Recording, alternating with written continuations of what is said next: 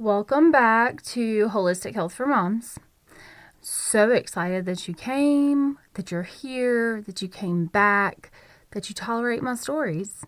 So for today, let's just talk about green, because green is fun, right? When it's St. Patrick's Day and when they color the fountains in Savannah or, whatever place they may be celebrating. Green is fun at Easter with the grass and dyeing eggs.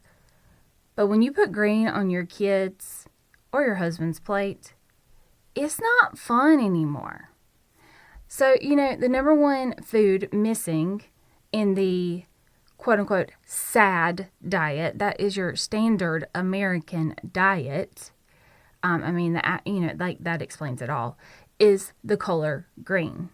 No, green is not a food, but you get what I'm saying. So let's find out why you should add it to your diet and your family's diet and some quick and easy ways to prepare them. Let's go. Hey mama, welcome to Holistic Health for Moms. Do you want to lose weight and have more energy? Do you find yourself up late at night searching Google about hormones, weight loss, and how to get healthy? Do you wake up with big, ambitious goals only to feel overwhelmed and frustrated when the scale doesn't move and you look 5 months pregnant after eating again? Hey, I'm Jennifer. I'm a mom of 3, a conventional health nurse practitioner that also believes in natural and holistic health. I kept hearing my patients tell me that they were overwhelmed, tired, and couldn't lose weight. They were overwhelmed with all the health and weight loss information out there. It hurt my heart to see women who wanted answers and solutions to only be given prescriptions and vague directions like eat better and exercise. They needed to get out of the traditional healthcare box, and I wanted to help. So I created this podcast. In this podcast, you'll learn about optimizing your health and transforming your mindset. You'll learn about tools to help you build on what you know is right for you and reclaim the energy and health you know you should have. If this sounds like you, raise your hand and say present and accounted for, and let's get this party started. So, the number one food missing in modern diets, in the standard American diet, are greens. There are green vegetables, green foods. There are so many out there. I'm not even going to go over every single one of them, but today I'm going to list some and then talk about the top 3 that we use at our house or that we eat at our house on the regular and how we prepare them. Okay. So what I'm talking about is like spinach, Brussels sprouts, kale, broccoli, bok choy, collard greens, microgreens, cabbage, Swiss chard. Those are not cuss words. I promise. Regardless of what your toddler or your husband has told you, those are not cuss words. They're not bad words. So why do we need more greens in our diet? Well, folate. They contain folate, which is a B vitamin that helps regulate cortisol and serotonin. Now, do these sound like familiar hormones? See, we went from food to hormones just like that. Cortisol, stress hormone.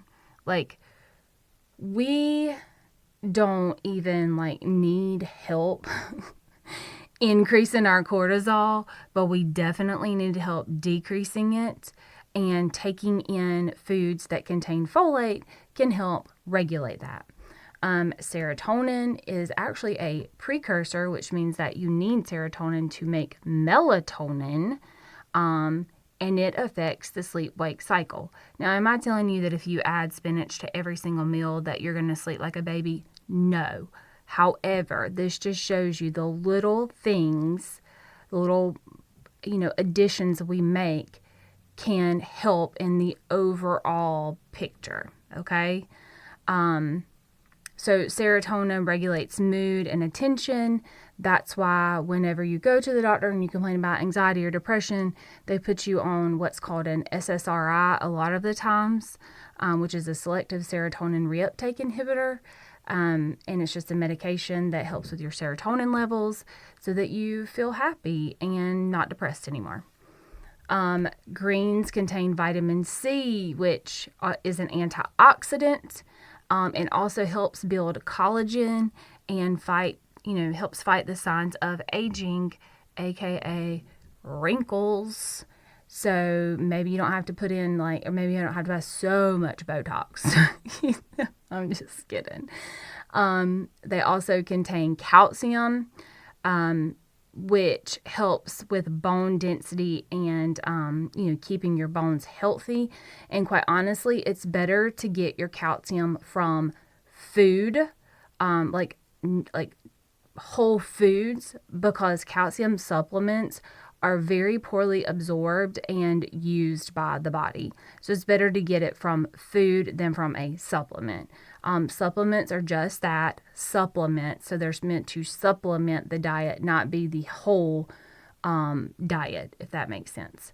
Greens also support your immune system to help you fight off common viral illnesses such as the common cold. And when you do get it, you get over it faster. Okay. And then also it's low in calories, high in fiber, and this increases the satisfaction after you that you feel after you eat. And it also helps feed the good bacteria in the gut and makes your gut healthier. Okay. So greens that my family eat on the regular, and sometimes they know it and sometimes they don't. You don't have to tell them. You just they say, what's for supper? And you say food. And they eat it or they don't. It's up to them. So, spinach.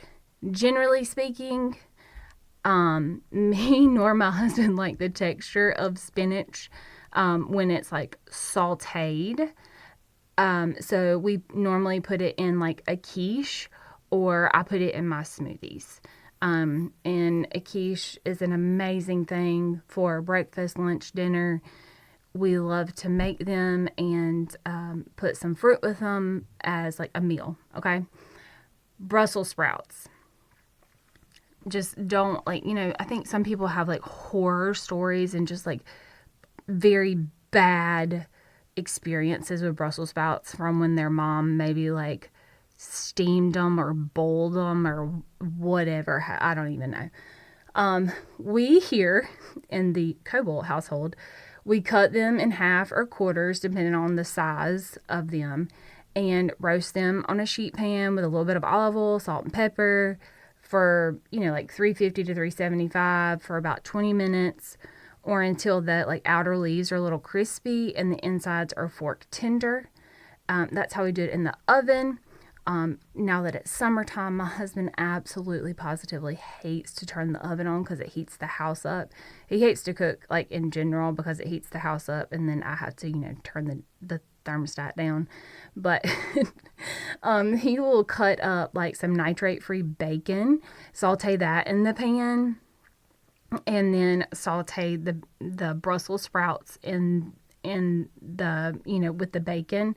And that is just a family friendly way excuse me to add greens, because my kids love some bacon. Bacon makes everything better, kind of with Paula Deen, butter makes everything better.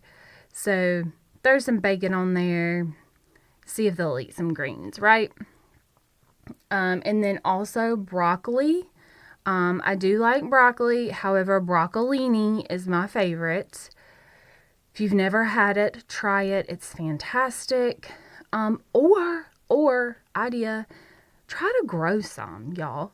Just maybe one or two, because what you grow at home, especially broccoli, y'all. Oh my gosh, mind blown last year with our broccoli. The tenderness of what we grew at home versus the fibrous, hard broccoli that you get at the grocery store was crazy. It was crazy how different it was. But that's a whole nother story for another day. But if you're feeling frisky and you want to grow something this fall, try some broccoli. All right, so broccoli cut up into evenly sized pieces. So if you have a head of broccoli, Broccoli's messy when you cut it up, unfortunately. That's just, it is what it is. But you cut it up, cut the heads off, and then you cut them into like evenly sized pieces, spray with a little olive oil or toss with olive oil, sprinkle with salt and pepper, put it on a baking sheet, roast it in the oven until the ends are a little brown, so maybe like 350 for like 15 to 20 minutes. And then for the broccolini, my husband will take some grass-fed butter and put it in the pan and saute the broccolini in the pan, and then just put a little water in there.